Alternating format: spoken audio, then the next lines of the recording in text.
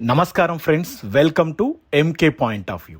ఈరోజు మనం రివ్యూ చేయబోతున్న సినిమా మా ఇంటి బంగారం.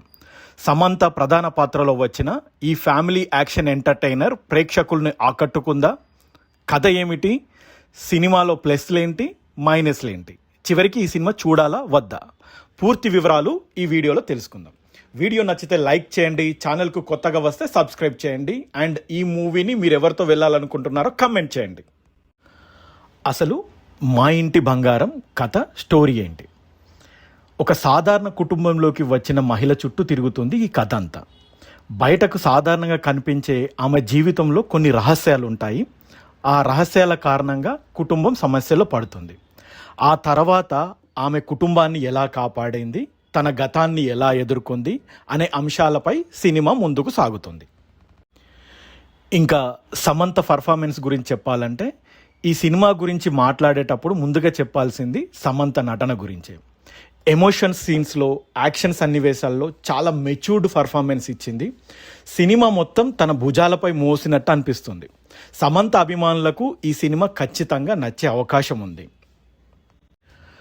ఇంకా డైరెక్షన్ అండ్ స్క్రీన్ ప్లే గురించి మాట్లాడుకుందాం. దర్శకురాలు నందిని రెడ్డి ఫ్యామిలీ ఎమోషన్స్ని మరియు యాక్షన్స్ మధ్య మంచి బ్యాలెన్స్ తీసుకురావడానికి ప్రయత్నించారు. ఫస్ట్ హాఫ్ నెమ్మదిగా మొదలైన ఇంటర్వెల్ తర్వాత కథ వేగంగా పెరుగుతుంది. కొన్ని ట్విస్ట్లు ప్రేక్షకుల్ని మాత్రం ఆసక్తి కలిగిస్తాయి. అయితే కొన్ని సన్నివేశాలు ఇంకా క్రిస్పీగా ఉంటే బాగుండనే ఫీలింగ్ మాత్రం మనకు వస్తుంది. Cinema music and technical values గురించి మాట్లాడుకుందాం. బ్యాక్గ్రౌండ్ స్కోర్ చాలా చోట్ల సినిమాకు ప్లస్ అయింది.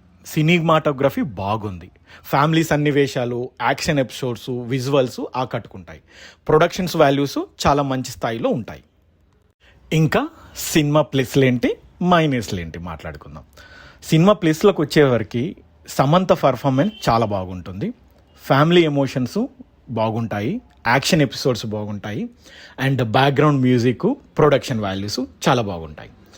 ఇంకా మైనస్ల గురించి వచ్చేసరికి ఫస్ట్ హాఫ్ కొంచెం స్లోగా ఉంటుంది. అంటే చూసిన సీన్స్ లాగా అనిపిస్తుంది, ప్రిడిక్టబుల్ సీన్స్.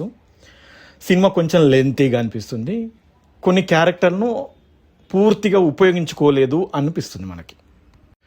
ఇంకా ఫైనల్గా సినిమాను చూడాలా వద్దా? మీకు ఫ్యామిలీ డ్రామా, ఎమోషన్స్, యాక్షన్స్ కలిపిన సినిమాలు ఇష్టమైతే మా ఇంటి బంగారం ఒక్కసారి చూడొచ్చు. సమంత అభిమానులకు మాత్రం ఇది మంచి ట్రీట్గా అనిపించే అవకాశం ఉంది. ఇది నా రివ్యూ మాత్రమే. నేను సినిమాని చూసినప్పుడు నాకు ఎలా అనిపించింది అలానే నేను రివ్యూ చేశాను. మీరు సినిమా చూసుంటే మీ అభిప్రాయాన్ని కమెంట్స్లో చెప్పండి. ఇలాంటి మూవీ రివ్యూస్ కోసం, ఇన్ఫర్మేటివ్ వీడియోల కోసం ఎంకే పాయింట్ ఆఫ్ వ్యూ ఛానల్ని సబ్స్క్రైబ్ చేయండి. Thank you. మీ ఎంకే.